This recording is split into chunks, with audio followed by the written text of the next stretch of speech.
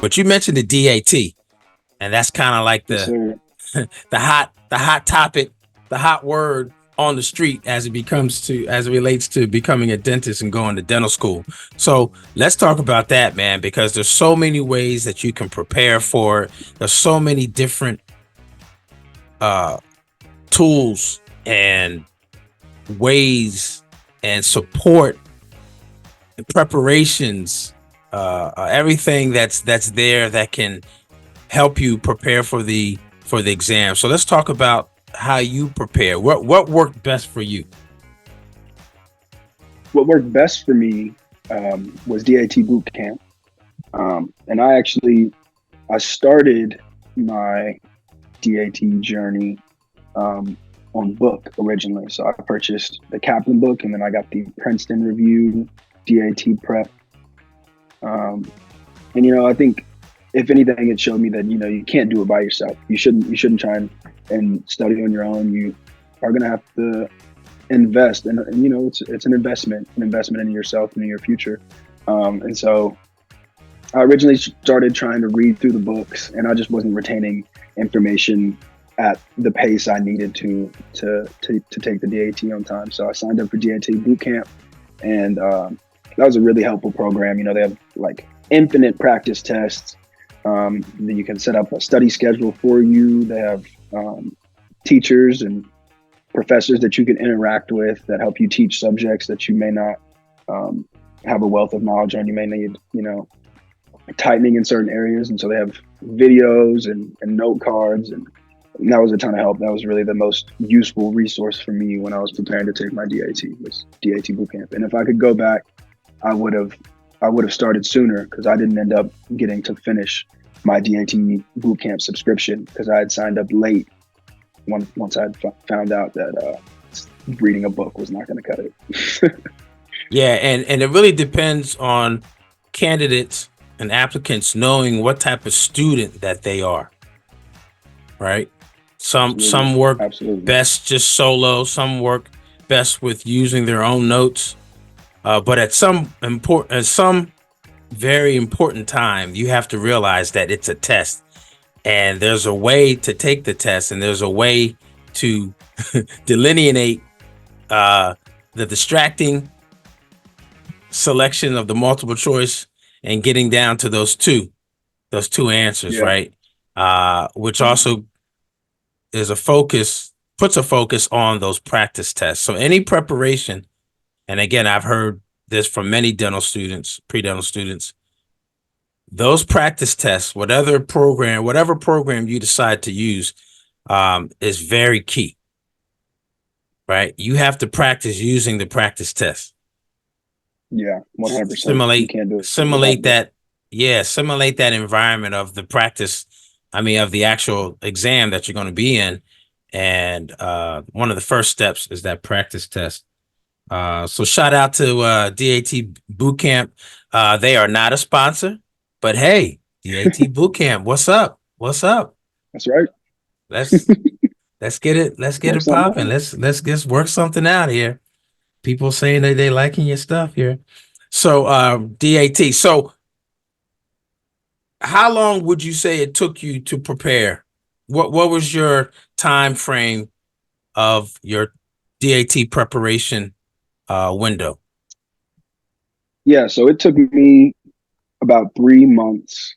I studied the entire summer, and uh, going back, I think if I was doing nothing else but studying for the DAT, I think 3 months would have been enough time. But I was also, working in volunteer hours and shadowing hours here and there. So I think I really could have extended that timeline, because you can never study too much. You know, you can take as much studying as you need. So um, I started probably at about the end of May, and I studied. I took my exam a couple of days before school started in August, and I actually had to push back my date because I had felt that I wasn't prepared enough, um, and so I think it wouldn't have hurt to have given myself more time by starting sooner.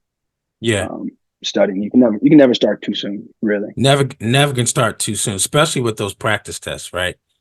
Practice Absolutely. tests, and then the even doing the timed practice test, which is key. There's a difference. Those are You most can study important. the practice test to see the answers, go back, see why this answer was almost right and why the right answer was the right answer. But then you have to put yourself in a time bomb, so to speak, where you are actually taking a time test like you will be on the day that you have selected for your exam. So that's key. That's key. You said about the DAT that you didn't have enough time. Do you feel like um what part of the prep helped you the most? Was it the practice test? Was it getting the scores back? Was it just what aspect you felt gave you the confidence and the satisfaction knowing, all right, this is the score I got and I'm happy with it. Right. I would say so. DAT boot camp has a kind of a unique setup. They set it up. They break it up by section, by subject, and then it's sectioned almost into chapters. And for a while, I just hit the chapters really hard, trying to cover all of the information and learn it all as quickly as I could so that I could start taking full practice tests. Because at one point I began taking full-time practice tests, and I found that, if you don't know the answer, if you don't know a majority of the answers, a practice test isn't all that helpful. So I had to be in a place where I felt like I was actually giving myself a chance to answer the questions. So that was really helpful. But the time practice tests were the biggest thing for me. And, you can study all you want, but certain aspects and portions of the exam, like the perceptual ability section, you can't just, study note cards or flashcards. That is a section that simply requires practice. And it's a ton of questions in a short amount of time. And the timed practice test is the only way to replicate what you'll see on the exam, in my And opinion. and through those time practice tests, when you got your test results for your practice test, how did you feel? Did you hit your target of a score in each of those sections? Did you have to make some modifications? Because that's key too. Absolutely. Yeah. I could definitely tell immediately. So it also broke down my score into sections, as it does on the real DAT when you get your score. And I was definitely lacking in certain areas and excelling in others. Reading comprehension and math have always been strong suits for me. So I gave those a little bit less attention, and I focused on the bulk of the information with biology and chemistry, specifically organic chemistry. I didn't do so hot in organic chemistry in undergrad. So I needed a little more than just a refresher in organic before it came time to take the exam. And being able to see where my strong suits were and where I was struggling, rather than, I'm a biology major. Mentally, I would think that I would be great at the biology section, and that just simply wasn't the case. I needed more help there than I would have thought I did. So being able to see kind of where my drawbacks were allowed me to study, I think, more efficiently. Absolutely. Yeah, so that's another reason why you have to know what the strategies are on how to practice with the practice test, what information that tells you as far as being able to go back and refocus, refine, re-engage with certain material.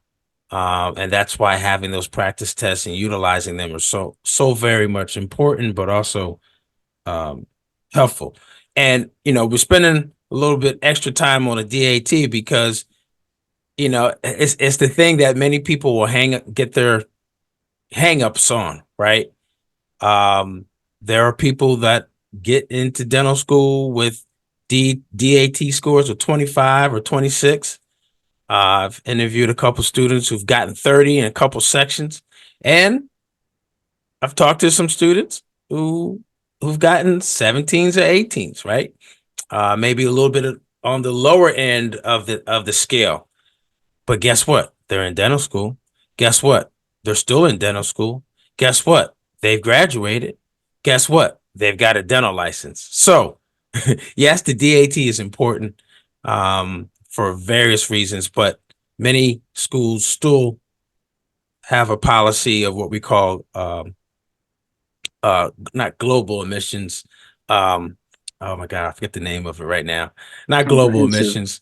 Like a comprehensive look at your Yeah, it's a comprehensive look. It's application. not just exactly. It's a comprehensive look of who you are as a candidate, not just your DAT scores, right? For many schools, it's the shadowing hours in addition to your GPA. So it's a complete 360 and looking at everything. But I will say, as students have told me, there's been some additional opportunities, especially as it relates to DAT scores that are directly associated with scholarships. Absolutely. So for those of you that are listening, knowing that DAT scores are important, they're not everything, but they also have some importance as it relates to some schools providing you some scholarships just based on your DAT scores, right? And there's some schools that have kind of like not a policy, but they just are known to be very favorable to those with those higher DAT scores. So another reason why this is one kind of like universal part of your application that is important, but it's not the most important, right? The DAT is not the most important. And I want to make sure that we share that with everyone so that they don't get hung up on the DAT. It's like, oh, I got this score, I got that score, I'm not going to get in. No, does not mean you're not going to get in. It's just part of your total candidacy.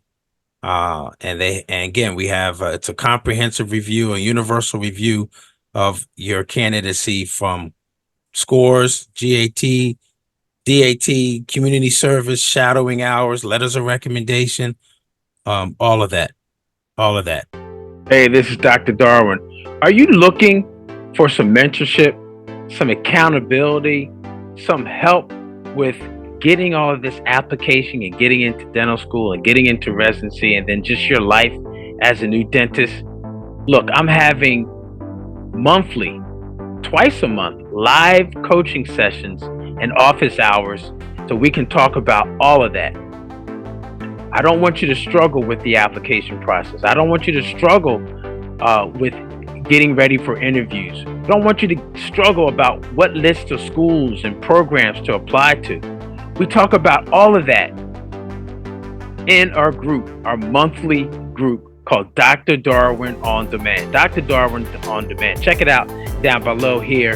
And then also, if you're interested and you want to get that help so you don't have to struggle anymore, so that you can get some mentorship, some accountability, and some help, hit this link right here. Hit that link right there so we can get you signed up and enrolled today. Today. Your future starts today. And I'm here to help you. This is Dr. Darwin. And join my members-only community called Dr. Darwin On Demand. Look forward to seeing you soon, okay? Now back to this episode. Enjoy. I look forward to the challenge. I thank you for all your help along the way, and I really thank you for having me on here. And I think what you're doing is wonderful, helping kids get more information and figure out where they're going, because that is the toughest part of the entire process, is having a clear understanding of what the process looks like. And I think you're helping with that clarity. Absolutely. Hey man, it's called ITAV. ITAV. It takes a village. And so we thank you for sharing your journey to get to your dental school acceptance. Guys, go to the next video. Go to the next video right now. Go, go, go, go.